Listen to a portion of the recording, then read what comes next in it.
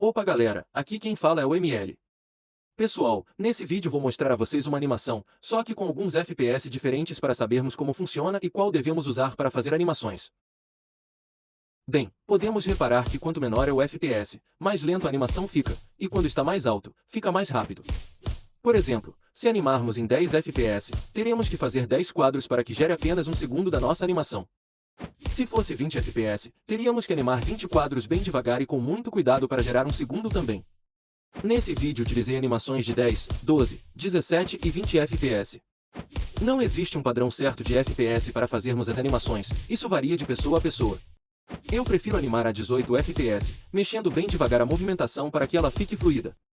Para quem é iniciante, eu recomendo começar com 12 FPS, ou próximo disso.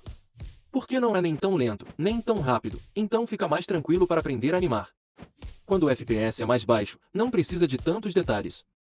E por hoje é isso pessoal. Espero ter ajudado vocês a ter uma noção de como funciona os FPS no Stick Notes. Caso tenham alguma dúvida ou sugestão de vídeo, podem comentar aí embaixo que vou estar respondendo a vocês. Muito obrigado por quem assistiu até aqui. Se gostou do vídeo, deixe o like e se inscreva para mais. Tamo junto!